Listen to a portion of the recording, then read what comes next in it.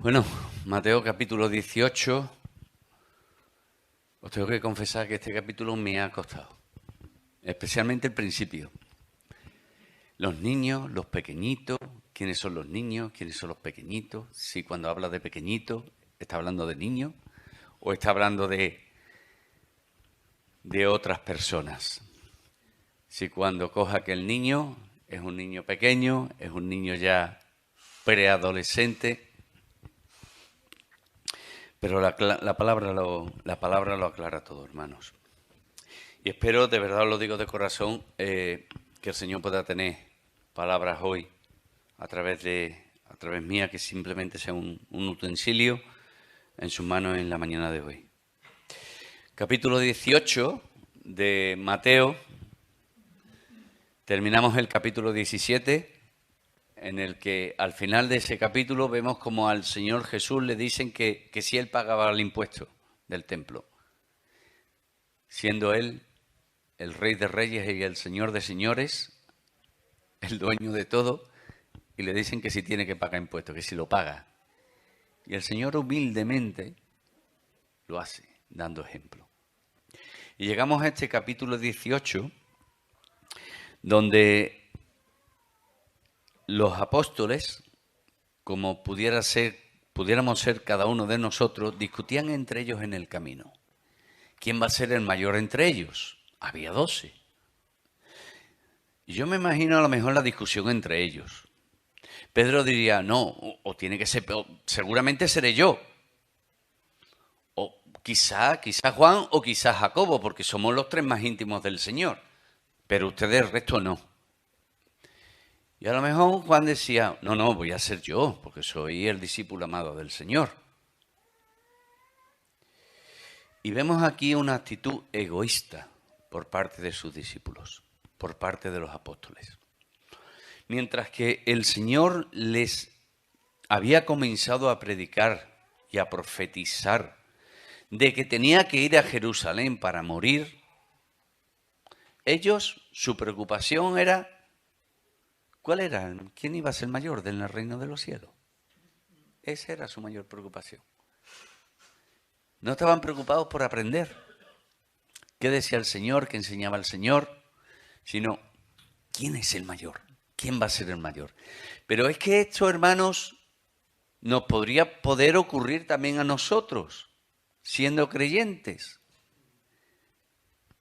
Y tristemente, y hay que decirlo, ocurre en otras congregaciones. Hermanos que discuten entre ellos quién debe de ser el anciano, el pastor, el diácono. Y no tienen puesta la vista en las cosas del Señor, en el reino de los cielos. Y eso tenemos que confesarlo, hermanos, que también nos pasa a nosotros y que nos puede ocurrir perfectamente. Porque los discípulos, los apóstoles, no eran diferentes de nosotros. Y nosotros no éramos ni diferentes ni superiores a ellos. Somos iguales. Tenemos los mismos defectos. Somos humanos como ellos. Y vemos esa actitud egoísta, que no solamente se queda ahí en ese día, sino que después ocurre en un par de ocasiones más. Y ocurre la noche en que el Señor iba a ser entregado. Y el Señor le dio un ejemplo, y le dio un ejemplo muy gráfico, que después, si es posible, y me acuerdo, lo veremos. Pero, ¿qué es lo que hace el Señor? El Señor se podía haber enfadado con ellos, se podía haber enojado, se podía haber mosqueado con ellos y decir, ¿y esa es la preocupación que tenéis ustedes? ¿Quién va a ser el mayor? ¿Quién va a ser el que va a mandar después de que yo me vaya de aquí? ¿Esa es la preocupación realmente que tenéis ustedes? El Señor no hace eso. El Señor, con su paciencia, con su compasión, como tiene con nosotros, coge a un niño y lo pone en medio. Y dice, como leemos, de cierto os digo que si no os volvéis y os hacéis como niños, no entraréis en el reino de los cielos. Si no os volvéis y os hacéis como niños, Pero, ¿qué consideración tenían con los niños en aquella época? ¿Qué consideración tenemos con los niños en el día de hoy? Y estamos hablando de niños de 5 años, 6 años, 4 años, 7 años, ¿vale? Algunos dicen que era un niño de entre 10 y 12 años. Pero ¿ustedes os imagináis al Señor o imagináis a vosotros en el lugar del Señor cogiendo a un niño de 12 años que pesa 30 y 40 kilos? Como que no, ¿verdad? Era más chico, era más pequeño. Porque lo dice en los pasajes paralelos, lo dice allí. Creo recordar que lo dice en Marcos capítulo 9. Los niños no tenían ni voz ni voto, los niños tenían que hacer lo que sus padres les dijeran, sus familiares mayores les dijeran, no tenían derechos. Tenían más bien ciertas obligaciones, obedecer a sus padres, a sus madres y demás. Los niños en esa edad no buscan el llamar la atención. No quieren el llamar la atención tampoco para que se les escuche, para que se les tenga en cuenta como uno de los mayores. ¿Verdad? Y eso ocurre hoy día también. Vamos, por ejemplo, salimos de casa, vamos a ir a tomar algo fuera. ¿Qué le decimos al niño dónde quieres ir? Normalmente lo llevamos donde nosotros decidimos, ¿verdad? No tienen voz, no tienen voto y tienen que obedecer. Así eran considerados los niños y así siguen siendo considerados los niños hoy día. Niños pequeños, ¿vale? Y el Señor dice, si no os volvéis y os hacéis como niños, no entraréis en el reino de los cielos.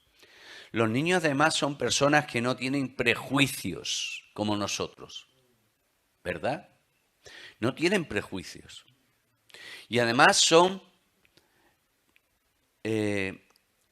muy crédulos de todo lo que se le dice, de todo lo que se le cuenta. Son muy crédulos, son muy confiados. Y os pongo un ejemplo muy sencillo, que habremos visto más de una vez. Yo he puesto a mi hijo alguna vez en una escalera 3 escalones más arriba. Y le he dicho, Marcos, tírate que te va a coger papá. Y el niño no se lo ha pensado. El niño ha confiado en su padre y se ha tirado porque sabía que su padre lo iba a coger en brazos. Evidentemente lo cogí, ¿verdad? Evidentemente lo cogí. Porque son muy confiados, porque hermanos, porque la semilla del pecado no ha dado tanto fruto en sus corazones como en el nuestro. No tienen prejuicios y creen. Y el Señor dice que nos volvamos, que os volváis como niños, que seáis crédulos, que creáis lo que el Señor os dice. Y un ejemplo de todo esto es el propio Señor Jesucristo. Isaías capítulo 53, para no leerlo entero, a partir del versículo 6, fijaos la actitud de aquel que es el Rey de Reyes y Señor de Señores. Aquel que es el Creador y Señor del universo, de todo lo visible y lo invisible. Y leemos allí de él,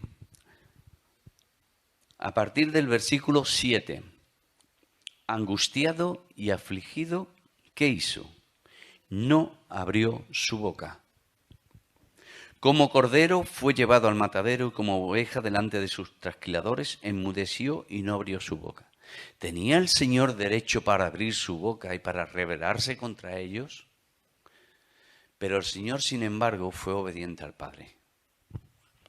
Padre, si es posible de mí, pase esta copa. Si es posible, pase esta copa. Pero no se haga mi voluntad, sino la tuya. Humildad. Obediencia. Por cárcel y por juicio fue quitado, y su generación, ¿quién la contará? Porque fue cortado de la tierra de los vivientes, y por la rebelión de mi pueblo fue herido. Y se dispuso con los impíos su sepultura, mas con los ricos fue en su muerte, aunque nunca hizo maldad, ni hubo engaño en su boca. Ni hubo engaño en su boca. Con todo eso, Yahvé quiso quebrantarlo, sujetándolo a padecimiento. Cuando haya puesto su vida en expiación por el pecado, verá linaje, vivirá por largos días, y la voluntad del Señor será en su mano prosperada. Verá el fruto de la aflicción de su alma y quedará satisfecho. Por su conocimiento justificará a mi siervo justo a muchos y llevará las iniquidades de ellos. Por tanto, dice el Señor, yo le daré parte con los grandes y con los fuertes repartirá despojo por cuanto derramó su vida hasta la muerte y fue contado con los pecadores habiendo llevado el pecado de muchos y orado por los transgresores. ¿Qué es lo que nos dice aquí? Por su obediencia y por su humildad, yo le daré parte con los grandes y con los fuertes repartirá despojo. Porque el Señor exalta a los humildes y humilla a los soberbios. Y el Señor actuó en esta tierra como un niño, obediente al Padre en todo momento. Y todo lo que hizo fue conforme a la voluntad del Padre.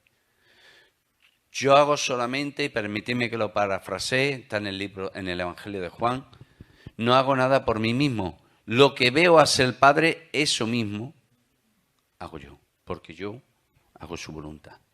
Mi comida, dice en Juan capítulo 4, 34, mi comida es que haga la voluntad de mi Padre.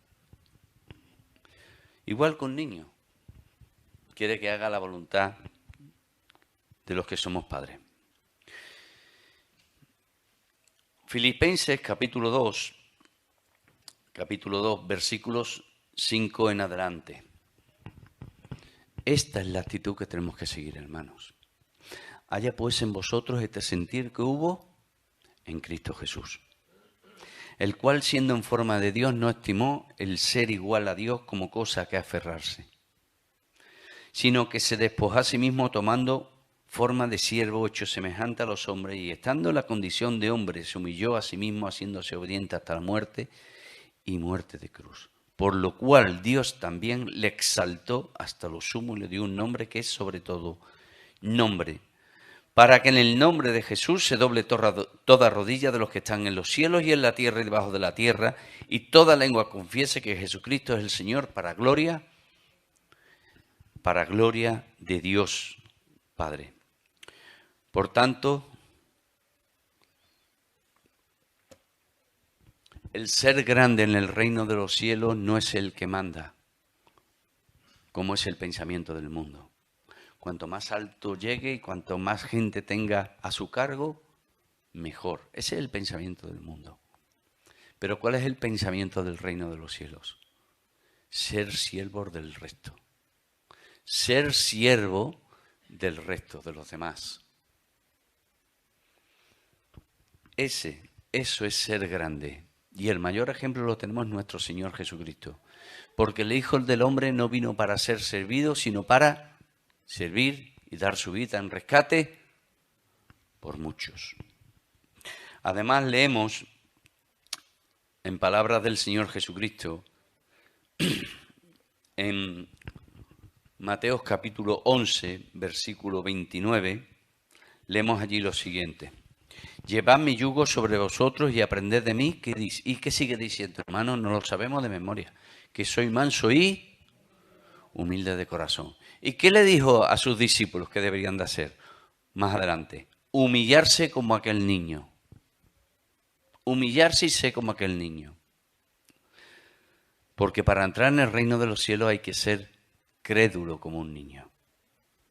Y obedecer a Dios como los niños queremos que nos obedezcan a nosotros, los padres. Si alguno quiere venir en pos de mí, niéguese a sí mismo, eso es humillarse, tome su cruz y sígame. Y sígame. Eso es lo que dice el Señor.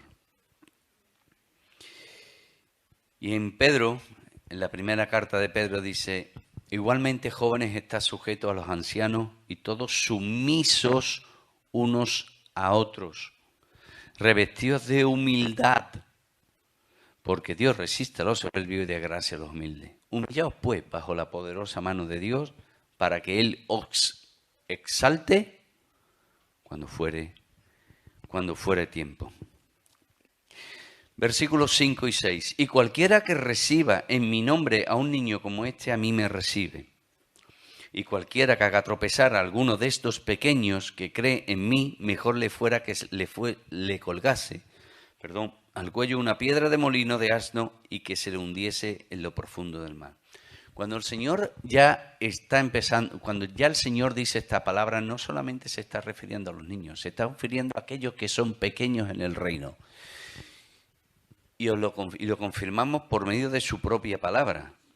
¿Os acordáis cuando el Señor mandó a sus discípulos hacer la primera incursión, y permitidme esta palabra, para predicar el Evangelio, que los mandó de 2 en 2? Pues dice allí, al final de ese capítulo, dice, el que recibe, versículo 41, el que recibe a un profeta, versículo 40, el que a vosotros recibe, a mí me recibe, son las mismas palabras. El que me recibe a mí, recibe al que me envió. El que reciba a un profeta, por cuanto es profeta, recompensa de profeta recibirá. Y el que reciba a un justo, por cuanto es justo, recompensa de justo recibirá. Pero fijaos lo que sigue diciendo. Y cualquiera que dé a uno de estos pequeñitos, ¿pero quiénes son esos pequeñitos? ¿Los niños? No. Aquellos que manda el Señor. A ti, a mí. Y cualquiera que dé a uno de estos pequeñitos un vaso de agua fría solamente por cuanto es discípulo, de cierto os digo que no perderá su recompensa. Por tanto, cuando a partir de aquí habla el Señor Jesús de pequeñitos y de pequeños, no está hablando de los niños, ya está hablando de aquellos que han creído en Él y que han entrado en el reino de los cielos por fe, en la persona del Señor Jesús. Y dice, y cualquiera que haga tropezar. Cuidado, hermanos, con el testimonio. Cuidado con nuestro testimonio delante de uno de los otros, delante de cada uno. Cuidado con lo que hablamos, cuidado con lo que enseñamos, cuidado con lo que decimos, cuidado con lo que hacemos. Podemos hacer tropezar a algún hermano que aún es pequeño en el Señor, por muchos años que pueda llevarse, puede ser también pequeño, y apartarse del Señor. Cuidado que el Señor pedirá cuentas y tendremos que rendir cuentas delante de Él.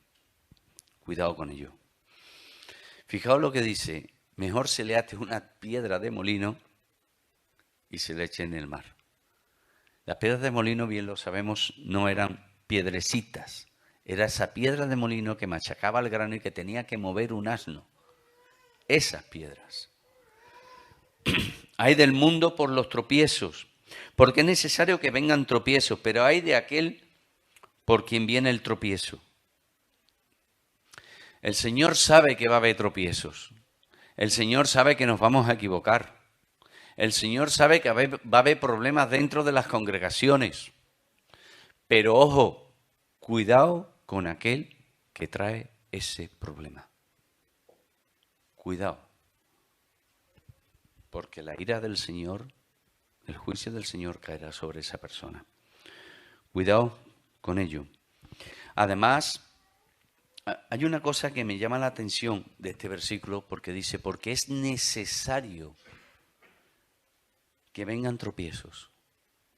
¿Es necesario que haya conflictos, que haya problemas dentro de las congregaciones?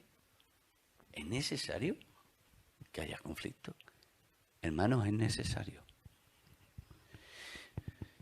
En Primera de Corintios dice allí el Señor, en 1 Corintios 11, 19, fijaos lo que dice el apóstol Pablo. 1 Corintios 11, 19, a ver si lo encuentro.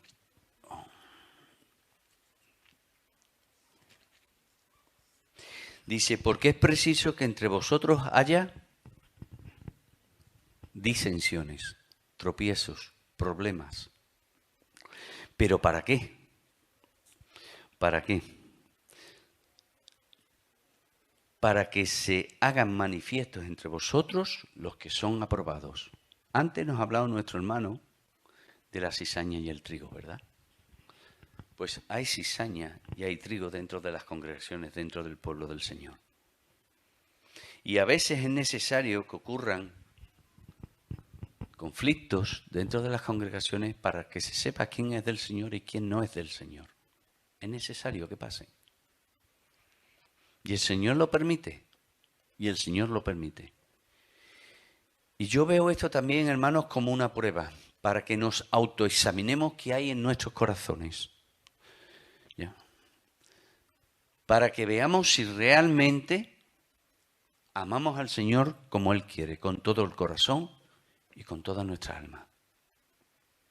Y a veces es necesario. A nadie le gusta que haya conflicto en su congregación, ¿verdad? A nadie le gusta que haya conflicto en su propia familia, en su propia casa, ¿verdad?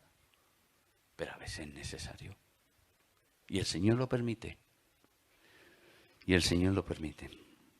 El Señor puso a prueba, estamos leyendo el libro de Deuteronomio, en un grupo, como bien sabéis, y hay una cosa que me llamó la atención, y es que en un par de ocasiones dice que el Señor permitió que pasara por malos momentos su pueblo para ponerlos a prueba, para que ellos se dieran cuenta de lo que había en el corazón de cada uno de ellos. El Señor ya lo sabía, pero el Señor quería que ellos se autoexaminaran y se probaran.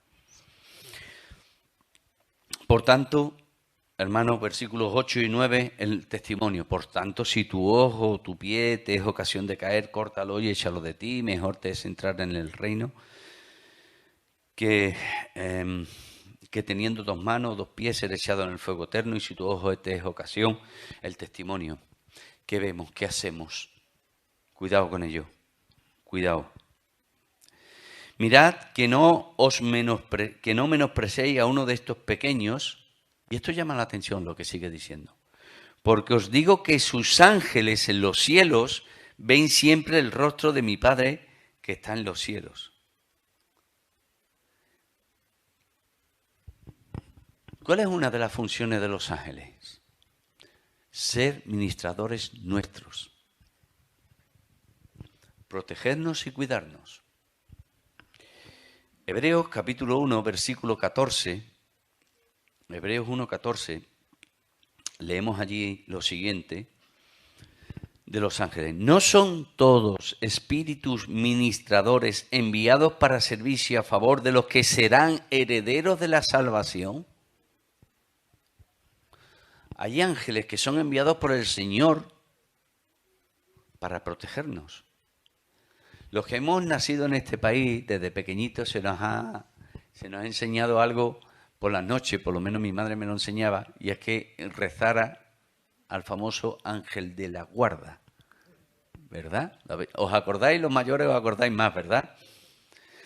Al ángel de la guarda. Pues tenemos ángeles que nos guardan. Y lo dice la palabra. El propio pueblo de Israel tiene su propio ángel, su propio príncipe. Lo hemos visto en Daniel. Daniel capítulo 12, versículo 1 y Daniel capítulo 10, versículo 13. Ese príncipe de entre los ángeles se llama Miguel. Y lo podéis leer en esas 2 citas. Pero vamos más para adelante. El Señor no solamente enseña sobre la humildad en este... ¿Cuánto? ¿Ya? Termino rápido.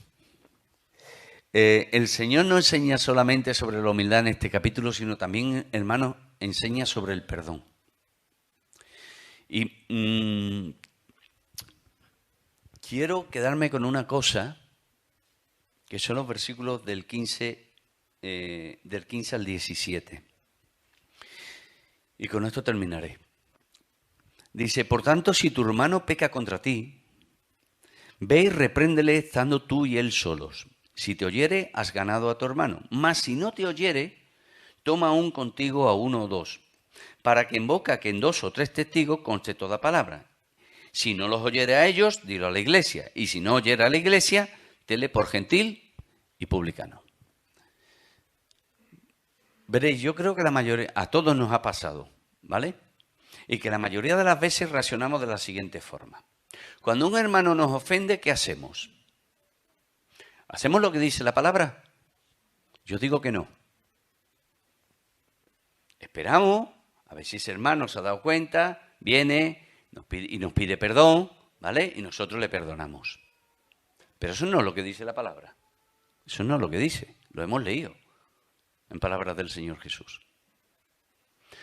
O si ese hermano no viene, o hermana no viene, y sabe que nos ha ofendido, ¿qué hacemos? ¿Le perdonamos? ¿O le decimos, mira lo que me ha hecho, mira lo que me ha dicho? Hay que ver, ¿eh? Hay que ver. ¿Sabéis lo que es eso, hermanos? Eso es murmuración. Eso es pecado. Y no estamos actuando bien. Si tu hermano ha pecado contra ti, dice la palabra, que vayas tú y hables primero con él a solas. Y no tengamos miedo, hermanos. Eso es amar al hermano. Y decirle, mira, me has hecho daño y ahora mismo no estás en comunión con el Señor. Me has hecho daño. Eso es amar al hermano. El amar al hermano no es pegarle la palmadita en la espalda y decirle, ¿qué pasa? ¿Qué tal? ¿Cómo estás? Ah, bien, muy bien. Ah, esto, lo otro. También conlleva el ir al hermano y el corregirle al hermano y decirle, mira, hermano, ha pasado esto, me has hecho daño. A mí no me importa. A mí personalmente os lo digo de corazón y los que me conocéis lo sabéis. Si yo ofendo a alguien, a mí no me importa que me vengan y me digan, oye, me has ofendido en esto. ¿Sabéis por qué? Porque quiero aprender para no volver a hacerlo más. Y estar en comunión con el hermano o la hermana que haya podido ofender. Y si soy consciente, voy y le pido perdón. Pero yo no soy ejemplo ni quiero ser ejemplo para nadie, ¿eh? No lo estoy diciendo esto, ni muchísimo menos. ¿Qué dice el Señor? Ve y habla con él. Y si no te escucha, busca 2 o 3 testigos. Conforme a la palabra, conforme a lo que dice la palabra. Conforme a 2 o 3 testigos. Y si sigue igual, lo llevas a la iglesia. Y si sigue igual, ¿qué dice el Señor? Lo tendréis por gentil y publicano. Y voy a saltar hasta el final de este capítulo. Señor, ¿cuántas veces he de perdonar a mi hermano? 70 veces. ¿7 veces? No. 70 veces 7.